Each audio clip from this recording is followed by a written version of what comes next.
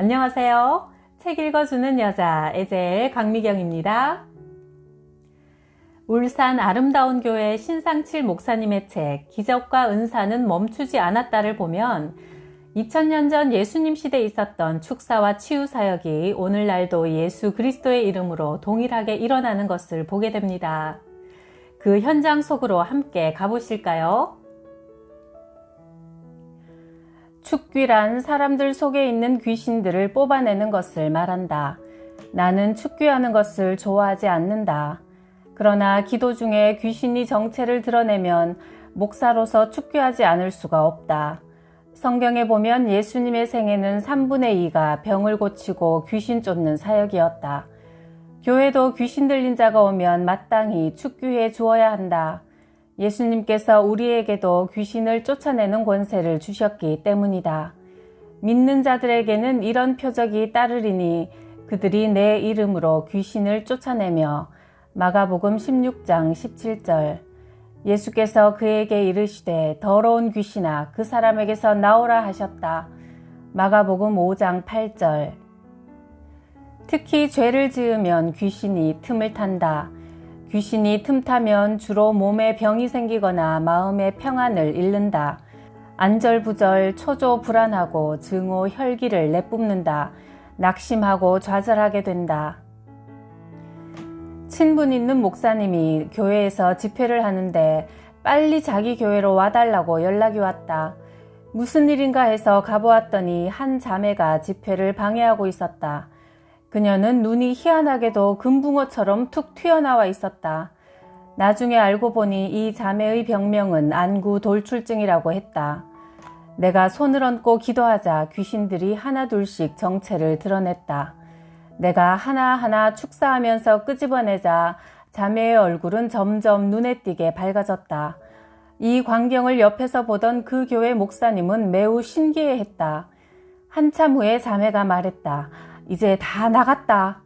그때 내 느낌이 이상해서 나는 한 번 더 축귀를 했다. 다 나갔다고 말하는 놈, 너 나와! 그랬더니 에이 들켰네 하면서 그놈도 쫓겨나갔다. 이제는 다 나간 것 같아서 손을 떼려고 하다가 혹시 눈을 튀어나오게 한 것도 귀신이 잡고 있어서가 아닐까 하는 생각이 들었다. 그래서 눈에 손을 대고 말했다. 예수 이름으로 명하노니 눈을 잡고 있는 놈 나와라! 그러자 귀신이 어떻게 알았냐 하고 물어온다. 너는 언제 들어갔냐? 10년 전에 들어갔다. 이 여자에게 왜 들어갔냐? 복수하러 들어갔다. 뭘 복수하러 들어갔냐? 이 여자가 나를 죽여서 복수하러 들어갔다. 너는 누구며 이 여자가 너를 어떻게 죽였느냐? 이 여자가 내 엄마인데 나를 8개월 만에 낙태시켰다. 내가 한 달만 더 있으면 세상을 볼 수 있었을 것인데 한 달을 참지 못하고 나를 죽여서 복수하려고 들어갔다. 야, 거짓말 하지 마! 사람은 죽으면 바로 천국이나 지옥으로 간다. 네가 죽었는데 어떻게 귀신이 돼서 엄마 뱃속에 있냐? 아무래도 이 자매가 죄를 짓고 마음이 힘들 때 그것을 틈타서 악령이 자매에게 들어간 것 같았다. 자매님, 혹시 10년 전에 임신 8개월 때 낙태한 적이 있나요? 예, 있어요. 왜 낙태시켰나요? 그때 제 나이가 24살이었습니다.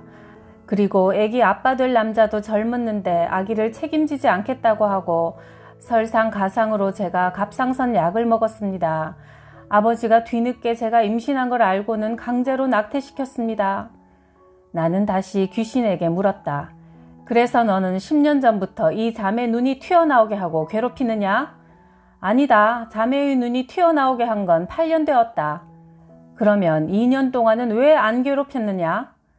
2년 동안은 엄마가 나를 생각하며 늘 울었기에 섭섭해도 참고 있었는데 2년 뒤부터는 나를 잊어가는 것을 보고 화가 나서 괴롭혔다. 너는 이 여자에게 붙어서 무슨 짓을 했냐? 나는 눈을 튀어나오게 하고 음란한 마음을 불어넣어서 많은 남자들을 바꾸게 했다. 이 자매는 예수님을 영접한 하나님의 딸이다. 나는 네가 이 자매의 몸을 괴롭히는 것을 더는 그냥 둘 수 없다. 예수의 이름으로 명하노니 썩 나가거라. 그러자 귀신은 그 자리에서 나가버렸다. 그러자 희한하게도 튀어나온 눈이 쑥 들어가더니 정상적인 눈이 되었다. 그 후 그 교회 목사님과 나는 아주 가까운 동력자가 되었다. 이처럼 질병 중에도 귀신들이 잡고 있는 것이 많다. 언젠가 한 여자가 우리 교회에 들어왔다. 자칭 집사라고 했는데 행동이 이상해서 축교에 들어갔다. 이 자매 속에 들어있는 너는 누구냐? 나는 향교 귀신이다. 향교 귀신이 이 여자에게 뭐하러 들어갔냐? 이 여자가 나를 괴롭게 해서 들어갔다. 이 여자가 어떻게 너를 괴롭게 했냐? 이 여자가 오래전에 향교에 오더니 내가 있는 곳에 땅을 파고 십자가와 성경을 묻고는 향교 귀신은 떠나가라고 명했다. 그때 내가 화가 나서 이 여자 몸에 들어갔다. 들어가서 무슨 짓을 했느냐? 나는 이 여자에게 개척교회를 무너뜨리게 했다. 어떻게 개척교회를 무너뜨렸냐? 주위에 개척교회가 생기면 이 여자를 그 교회에 다니게 했다. 그 다음은 어떻게 했느냐? 매주 감사원금을 많이 드리게 했다. 그리고 목사에게 식사 대접을 자주 하게 했다. 그래서 목사의 마음을 빼앗고 신임을 받으면 그때부터 성도들에게 이간질을 해서 성도들을 쫓아버리고 이 여자도 그 교회를 나오게 했다. 그러면 목사가 힘을 잃어 얼마 안 가서 교회를 문 닫게 되거나 다른 곳으로 가게 된다. 그래서 이번엔 우리 교회에 온 거냐? 그렇다. 그런데 이 교회에서는 실패했다. 왜 실패했느냐? 내가 감사원금을 해도 목사가 나한테 관심을 가져주지 않아서 실패했다. 너는 이 여자에게 들어가서 또 어떤 일을 했느냐? 이 여자에게 자석을 팬티 속에 넣고 다니게 했다. 왜 그렇게 했느냐? 자석이 쇠를 끌어당기듯 남편이 다른 여자에게 눈을 못 돌리게 하도록 자석을 부적처럼 속에 넣고 다니게 했다. 실제로 그 여자는 허리에 막대 자석을 손수건으로 싸서 감고 있었고 팬티 안에도 자석을 넣어 가지고 다녔는데 그날 그것을 다 꺼내 놓았다. 음란한 마음도 이렇게 귀신이 주는 것이다. 어느 날 어느 자매가 내 아내를 찾아와서 상담했다. 시동생이 인도에서 여행사를 하고 있는데 모처럼 자기 집에 놀러 오면서 아주 비싼 그림을 선물하고 갔다고 한다. 그래서 이 그림을 벽에 걸어 두었는데 그 후로부터 매일 밤 이상한 꿈을 꾼다는 것이다. 꿈에 누군가가 나타나서 잠을 자고 있으면 자꾸 온 몸을 더듬고 성행위를 하려고 한단다. 우리는 그 자매에게 성경 공부를 시작하게 했고 몇 번 축기를 한 뒤에 이 자매는 자유롭게 되었다. 집안에 물건도 함부로 들이면 안 된다. 여행 가서 별 생각 없이 멋있다고 사온 이교의식과 관련된 장식품이나 기념품 등을 통해서도 악령이 틈탈 수 있다. 김해에서 목회하고 있을 때 교회 바로 옆에 나이 많은 여자 집사님이 살고 있었다. 집사님의 아들이 대학을 다니다가 귀신이 들려서 학교를 그만두고 집에서 놀고 있었다. 그는 아주 힘센 30세 청년이었다. 그는 내 전임 목회자와 싸우기도 했고 바가지에 똥을 퍼서 교회에 던지기도 했다고 한다. 교회에 아무도 없을 때는 자기가 설교를 한다며 강단에 올라가기도 했다. 여러모로 교회를 어지럽히는 청년이었다. 그런데 내가 목회하는 동안에는 한 번도 이상한 짓을 하지 않았다. 내가 일부러 그를 찾아가서 말을 걸어봤지만 내가 가까이 가면 도망가 버리거나 순한 양이 되어서 꼼짝을 못했다. 나중에 들으니 이번에 오신 목사님은 무서워서 꼼짝을 못하겠다는 말을 어머니에게 했다고 한다. 우리가 귀신 들린 사람을 보면 무서워서 되도록 피하려고 하지만 귀신도 예수 믿는 사람을 무서워한다는 사실을 알아야 한다. 그런 사람을 만나면 자신 있게 앞으로 나아가라. 우리에게는 예수의 이름이 있고 그의 능력과 권세를 받았으며 주님이 등 뒤에서 도우시는데 무엇이 두려운가? 담대하게 나가면 사탄은 물러가게 되어 있다. 마귀를 대적하라. 그리하면 너희를 피하리라. 야고보서 4장 7절 말씀. 귀신에 완전히 사로잡히면 비정상적인 상태로 살아가게 된다. 내가 처음 개척한 교회 앞에 미장원이 있었다. 젊은 남자 미용사가 운영했는데 스트레스를 많이 받았는지 어느 날 그에게 귀신이 틈을 타고 그 속에 들어가 자리를 잡기 시작했다. 그의 행동이 조금씩 이상해지더니 급기야는 귀신에게 매인 행동을 하기 시작했다. 집에 들어가지 않고 미장원 안에다가 텐트를 치고 자더니 머리를 초록빛으로 물들이고 눈빛이 이상하게 변했다.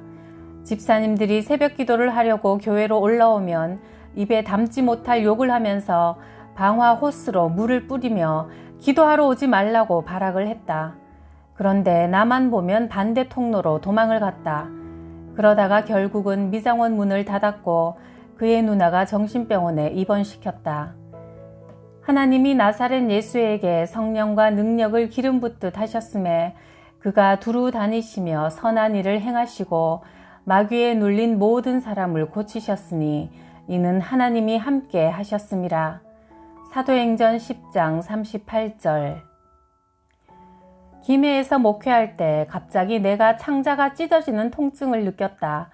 그리고 소변에 피가 섞여 나왔다.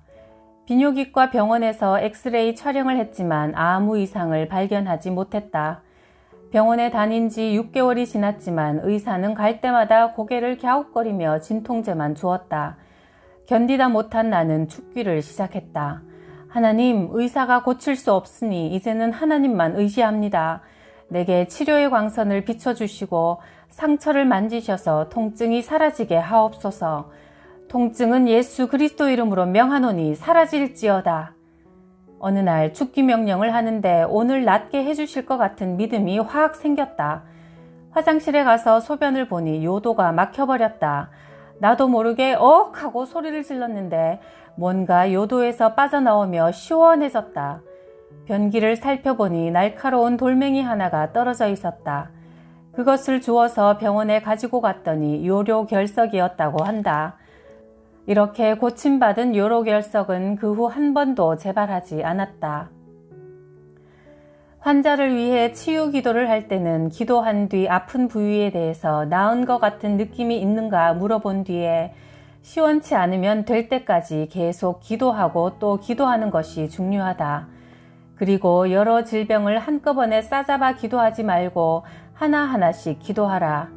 예수님의 치료 행위를 보면 한 번에 한 가지 병만 고치신 것을 알 수 있다.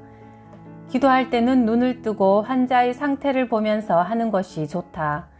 한 남자가 아주 콧대 높은 여자에게 프로포즈를 하러 갔는데 이 남자가 다짜고짜 그녀의 손을 잡고 당신과 결혼하고 싶다고 했다. 그 여인이 승낙하여 결혼한 뒤에 아내가 남편에게 물었다. 왜 나한테 프로포즈할 때 내 두 손을 잡고 말했어요? 그거야 따귀 맞을까봐 겁나서 잡았지. 축사나 치유를 위해 기도할 때도 눈으로 상대를 살피면서 기도를 해주면 상태와 반응에 따라 더 적절히 대응하며 구체적인 기도를 할 수 있다. 그리고 가장 중요한 것은 그 사람이 하나님과의 막힌 부분을 회개를 통해 제거해야 하는 것이다. 죄, 걱정, 근심, 불안, 미움과 증오, 가정생활의 문제, 사생활의 문란, 귀신의 영에 사로잡힘, 교만, 불신 등의 원인을 제거한 후에 기도해야 질병이 낫는 경우가 많다. 언양의 어느 교회를 섬기는 정 장로님이 나를 찾아왔다. 장로님의 형수가 유방암 말기 판정을 받았는데 3개월밖에 못 산다며 복음을 전해서 예수님을 믿고 구원받게 해달라고 요청했다. 나는 그 장로님의 말씀을 듣는 순간 기도하면 낫는다는 믿음이 왔다. 그래서 나는 장로님에게 말했다. 장로님, 형수님은 예수님 믿고 죽으면 천국 가지만 형님은 호라비가 됩니다. 그러면 형님의 인생이 얼마나 불쌍합니까? 그런데 기도받고 나오면 두 사람이 행복하게 살 수 있습니다. 어느 것을 원하십니까? 나을 수만 있다면야 그것보다 좋은 것이 어디 있겠습니까? 나는 장로님과 함께 형수님 댁으로 갔다. 말기암이라 온 집안의 악취가 진동했고 형수의 얼굴에는 죽음의 그림자가 짙게 드리워 있었다. 형수님, 소원이 무엇입니까? 유방암 때문에 왼쪽 가슴을 도려냈는데 팔에 전이가 돼서 움직이지도 못하고 죽을 날만 기다리고 있습니다. 내 소원은 죽기 전에 왼손으로 호미질을 해보고 싶어요. 나는 형수에게 말했다. 교회 나와서 예수님을 믿으면 소원이 이루어집니다. 또 주님이 허락하시면 생명도 연장되어 오래 살 수 있습니다. 그 후 형수님이 교회를 나왔고 나는 7번 정도 안수기도를 했다. 그분은 그 후 15년이 지나도록 건강하게 지내고 있으며 지금은 두 팔로 경운기를 몰고 다닌다. 그 뒤 들려온 소식은 그때 건강했던 남편이 먼저 세상을 떠났다는 것이다. 부산에서 교회를 다니다가 쉬고 있던 젊은 자매가 있었다. 어느 날 가슴이 딱딱해지고 팔에 통증이 생겨서 병원에 가보니 유방암 3기였다. 그 여동생이 언니를 우리 교회에 데려왔다. 나는 그와 상담하던 중에 병을 고치기를 원하시면 3주간 성경 공부를 하세요 했다. 나는 나를 찾아온 사람들에게 반드시 성경 공부를 시킨다. 성경을 공부하다가 믿음을 가지고 마음의 문을 열고 기도하면 응답이 빠르기 때문이다. 자매는 그렇게 해서라도 고칠 수 있으면 기꺼이 하겠다고 하여 우리 교회 교육관에서 먹고 자면서 성경 공부를 했다. 성경 공부 2주차에 들어섰을 때 가슴에 성령의 불이 임했다. 그리고 성령의 강한 임재를 느끼게 되었는데 그 뒤에 가슴이 부드러워지고 통증이 사라졌다. 동생도 언니의 가슴을 만져보는 순간 고침받은 것을 확신하게 되었다. 그러나 그녀는 통증이 사라지고 난 뒤에도 신중하게 그것이 일시적인 사건인지 아닌지 몇 달 동안 지켜보다가 나았다는 확신을 가졌고 지금은 교회 생활에 열심이다. 하나님께서 그의 말씀을 보내어 그들을 고치시고 위험한 지경에서 건지시는도다. 시편 107편 20절. 대순 진리교를 열심히 믿던 분이 전도로 예수님을 믿게 되었다. 이 박 집사님은 집안에서 핍박을 아주 심하게 받았다. 시부모와 같이 살고 있었는데 예수를 믿는다고 시아버지가 두들겨 패서 쫓아버렸다. 나는 오갈 데 없는 그녀를 2달 동안 병원에 입원시키고 치료를 받게 해주었다. 병원에 있을 때 남편은 이혼 서류를 들고 와서 도장을 찍으라고 했다. 화가 난 집사님이 남편이 내게 이혼하자고 하는데 어떻게 할까요? 하고 내게 물었다. 나는 절대 이혼하지 말고 기다리면 다 회복된다고 말했다. 그 후 친정의 도움으로 단칸방을 빌려서 혼자 생활하다가 남편이 돌아오고 가정이 회복되고 물질의 복도 받아서 집도 사게 되었고 열심히 신앙생활을 하고 있다. 그런데 어느 주일 박 집사님이 예배 후에 나에게 와서 기도를 해달라고 했다. 목사님, 허리 디스크가 생겨서 꼼짝을 못하겠어요.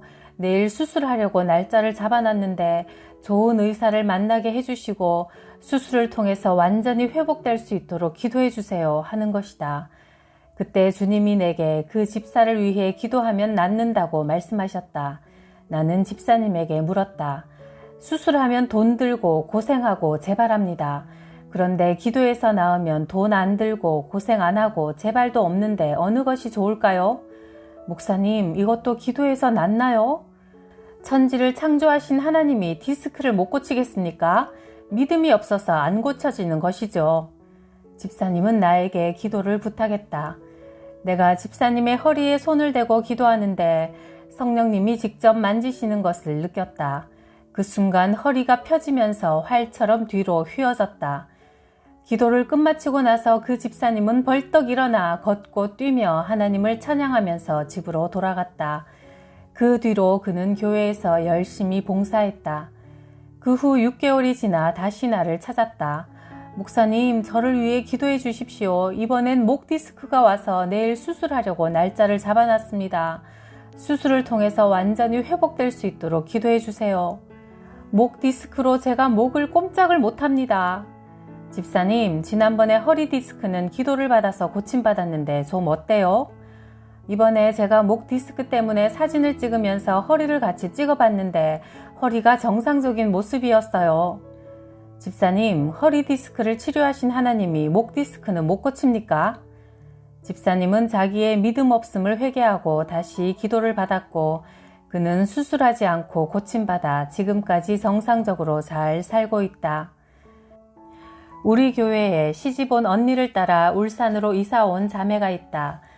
우리 교회에서 신앙생활을 하다가 신학대학에 다녔다.